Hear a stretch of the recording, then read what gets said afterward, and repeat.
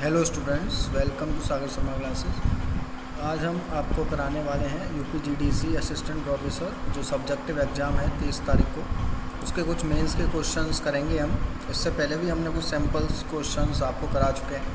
पहला question marketing का है कि explain the concept of PLC, product life cycle and it's stages and marketing strategy. ये आपको बताना है।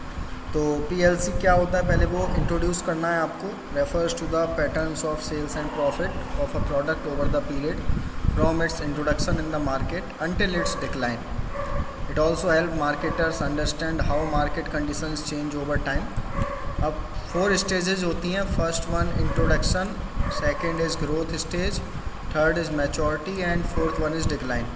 ये चारों स्टेज को बताना है। ऐसे इंट्रोडक्शन में हमने बताया कि product is newly launched, sales grow slowly because consumers are still becoming aware of the product and promotion and distribution costs are generally high.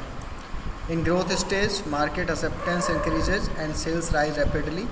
Competitors may enter in the market. Firms focuses on improving quality, expanding distribution and strengthening the brand. Maturity में sales growth slows as the market becomes relatively saturated. Competition is intense. Firms may use product modification, market development and promotional strategies to protect market share. And in decline stage, sales and profits fall because of technological change, changing preferences or the availability of substitutes. The firm may reduce cost, reposition the product or withdraw it in decline stage. ठीक है, तो इस तरीके से conclusion भी आप लिख सकते हो। PLC analysis enables a firm to match product pricing, promotion, distribution decisions with the changing conditions of the market. Second question जो है वो एचआरएम का है। इसमें रिक्रूटमेंट एंड सिलेक्शन बताना है प्रोसेस और इम्पोर्टेंस के साथ। So recruitment is the process of searching for and attracting suitable candidates, whereas selection is the process of choosing the most appropriate candidates from the applicants. Together they help an organization acquire suitable human resources. Recruitment process क्या होती है? सबसे पहले manpower requirement identify करना and job specifications. After that you will decide internal और external sources of recruitment. Third one is you will advertise or communicate the vacancy through the appropriate channels. And fourth one, you will receive and screen the applications. In selection process, firstly we will do the preliminary screening of applicants, and after that the organization will take employment test where appropriate. After that interview and assessment will be done, and after that reference or background verification where required, medical examination where applicable and final selection and appointment. अब effective recruitment और selection का importance ये है क्योंकि ये improve करता है person job fit, reduce employ turnover, save training cost and support organization performances. A college recruiting and assistant professor में assess academic qualifications, subject expertise, research profile and teaching ability before appointment. Conclusion यही है कि recruitment creates a pool of potential candidates while selection identifies the candidate most suitable for the job and organization. Third question देखिएगा, explain price elasticity of demand, discuss its types, measurement and significance.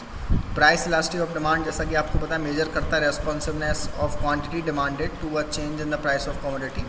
अब क्या क्या demand के types होते हैं? Perfectly inelastic होता है, perfectly elastic होता है ना, ये यूनिटरी इलास्टिक होता है, रिलेटिवली इनइलास्टिक है, रिलेटिवली इलास्टिक है, परफेक्टली इलास्टिक है। तो यहाँ पर ये पाँचों डिग्री आपको अच्छे से पता होनी चाहिए। अब मेजर करने के लिए हमारे पास प्राइस इलास्टिसिटी ऑफ डिमांड को फॉर्मूला है percentage change in quantity demanded divided by percentage change in price. और सिग्निफिकेंस यही है कि elasticity assist firms in pricing decisions, revenue planning and market strategy. It also helps in understanding consumer response to price changes. Fourth question जो regarding है वो span of control के है। इसमें आपको factors determining an effective span. Span of control होता क्या है? Refers to the number of subordinates who can be effectively supervised by a manager. It is an important element of organization structure because it influences communication, supervision and delegation. क्या क्या factors होते हैं? Nature of work कैसा है, managerial ability कैसी है, competence of subordinates कैसा है, डिग्री ऑफ डेलीगेशन क्या है, कम्युनिकेशन सिस्टम कैसा है, जोग्राफिकल डिस्पर्जन कैसा है। ये सारे फैक्टर्स हैं जो स्पैन ऑफ कंट्रोल को इफेक्ट करते हैं। नेक्स्ट क्वेश्चन है explain internal control, discuss it objective, element and limitation. Internal control is the system of policies, procedures and organizational agreements not agreements, it is arrangements designed to provide reasonable assurance regarding efficient operation, reliable reporting and compliance with applicable requirement. Objective क्या होता है internal control का? Safeguard assets and prevent unauthorized use, ensure reliability and accuracy of accounting record, promote operational efficiency, reduce the risk of error and frauds, supportive compliance with laws, policies and procedure. अब बात करते हैं just a minute important elements क्या होते हैं. तो control environment and management oversight, risk assessment, control activities such and authorization, segregation of duties and reconciliation, information and communication system, monitoring of control, ये सारे इंपॉर्टेंट एलिमेंट्स होते हैं. ये 5 questions हो गए. आपको इस पीडीएफ में 15 क्वेश्चन है. पीडीएफ चाहिए तो आप हमको वीडियो के कमेंट सेक्शन में बताइए. कमेंट सेक्शन में हम आपको प्रोवाइड कराएंगे. सारे क्वेश्चंस इंपॉर्टेंट हैं. तो आपको अगर पीडीएफ चाहिए तो आप कमेंट सेक्शन में बताइए.